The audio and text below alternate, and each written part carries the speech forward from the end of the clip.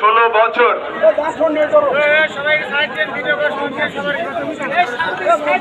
ফ্যাসিবাদের বিরুদ্ধে যে আন্দোলন সংগ্রাম, ফ্যাসিবাদকে সব শ্রেণী পেশার মানুষ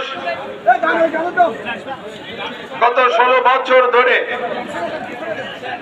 যে আন্দোলন সংগ্রাম, যে রক্ত, যে হামলা মামলা, গুম খুনের শিকার হয়ে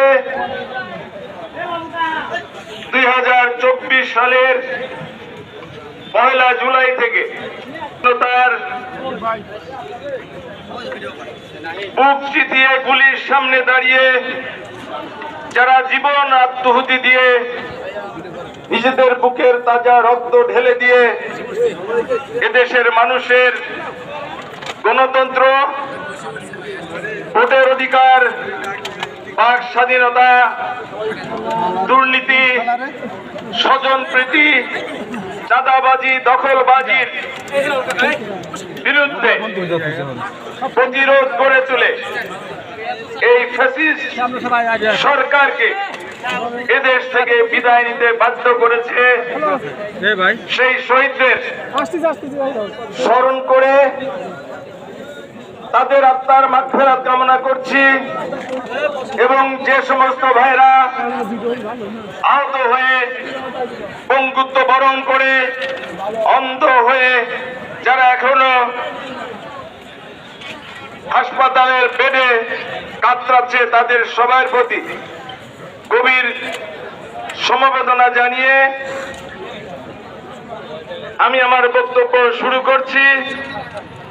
সেই সাথে সাথে আজকের এই কেন্দ্র ঘোষিত কর্মসূচির অংশ হিসাবে পাবনা 2 নির্বাচনী এলাকার বাংলাদেশ জাতীয়তাবাদী দল আয়োজিত আজকের এই বিজয় মিছিলে অংশগ্রহণকারী পাবনা 2 অর্থাৎ সুজানগর উপজেলা বিএনপির নেতৃবৃন্দ, সকল অঙ্গ সংগঠনের নেতৃবৃন্দ, আমার সামনে উপবিষ্ট বাংলাদেশ জাতীয়তাবাদী দলের নেতা কর্মী সমর্থক ভাইরা, আসসালামু আলাইকুম।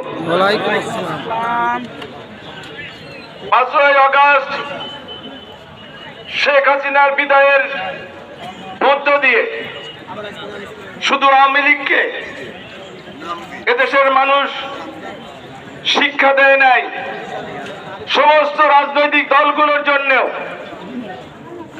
শিক্ষা দিয়েছে। সকল রাজনৈতিক দলকে মনে রাখতে হবে যে সন্ত্রাস, চাঁদাবাজি, অস্ত্রবাজি করে ক্ষমতায় কখনো টিকে থাকা যায় না। আমাদের সংবিধানে তাদের স্বার্থের পরিপন্থী কোনো কাজ করা যাবে না।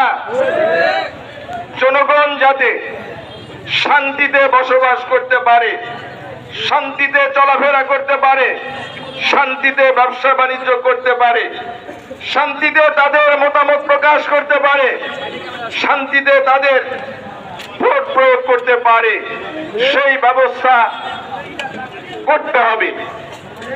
যে রাজনৈতিক দল এটি করতে ব্যর্থ হবে সেই রাজনৈতিক দল বাংলাদেশের ইতিহাস থেকে মুছে যাবে। যেমন আজকে অস্তিত্ব শূন্য হয়ে পড়েছে আওয়ামী লীগ। কি প্রয়োজন ছিল এই টানা 15 বছর ক্ষমতায় থাকার লোভ করার? যদি এই লোভ তারা না করত তাহলে কিন্তু 5 বছর আওয়ামী লীগ, 5 বছর বিএনপি এভাবেই চলতো। গণতন্ত্র প্রাতিষ্ঠানিক রূপ পেত, মানুষের উন্নয়ন হতো, ভাগ্যের উন্নয়ন হতো, দেশের উন্নয়ন হতো।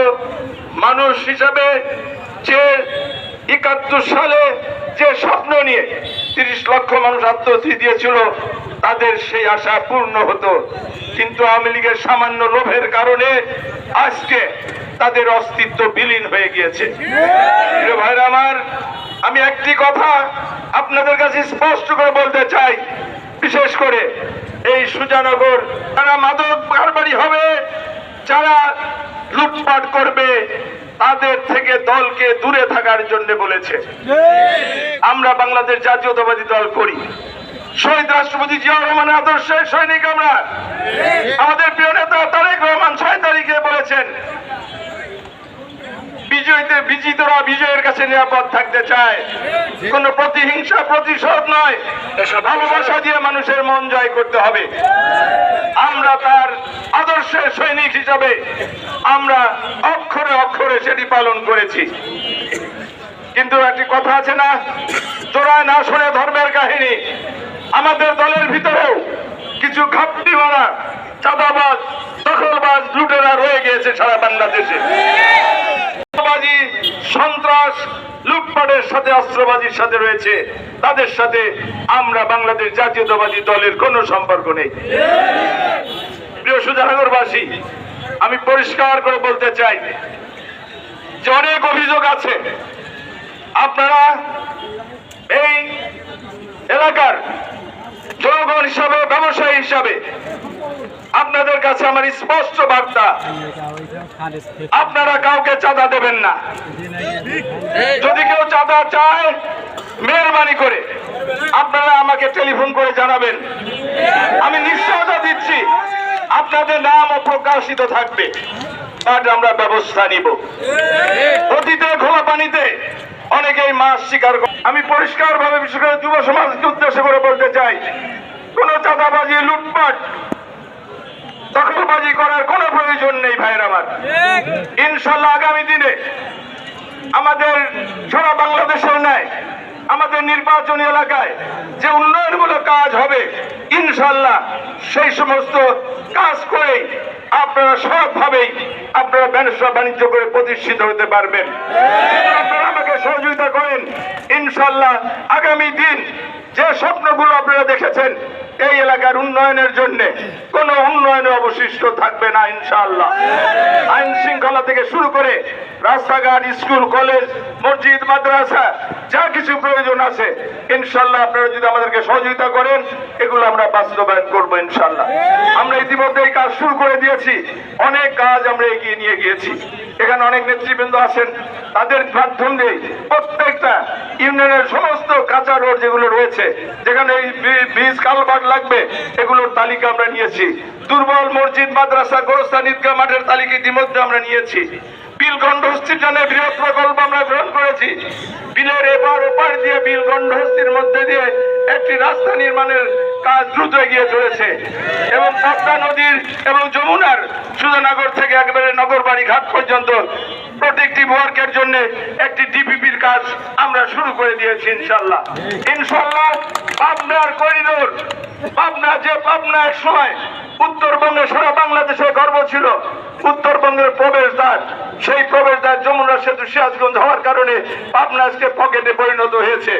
ইনশাআল্লাহ দেশনেত্রী বেগম খালেদা জিয়া একাধিকবার কাজিরহাট, আরিচায় দ্বিতীয় যমুনা সেতু নির্মাণের কাজিরহাটে দিয়েছেন, দিয়েছেন, ঈশ্বরদীতেও একটি জনসভায় তিনি এই ঘোষণা দিয়েছেন। ইনশাআল্লাহ বাংলাদেশ জাতীয়তাবাদী দল আগামী নির্বাচনে ক্ষমতায় গেলে ইনশাআল্লাহ দ্বিতীয় যমুনা সেতু কাজিরহাট, আরিচা দিয়ে আমরা প্রতিষ্ঠিত করবো ইনশাআল্লাহ। সুতরাং প্রিয় ভাইরা আমার, আপনারা ধৈর্য হারাবেন না, সন্ত্রাস চাঁদাবাজির কাছে কেউ যাবেন না। আরেকটি অভিযোগ আমার কাছে এসছে, সেটি হচ্ছে যে বিভিন্ন ইউনিয়নে আমাদের যারা বিএনপির নেতা রয়েছেন অনেকের বিরুদ্ধে অভিযোগ যে আপনারা সালিশ করে টাকা পয়সা হাতাচ্ছেন। ভিন্ন কাজের সাথে যারা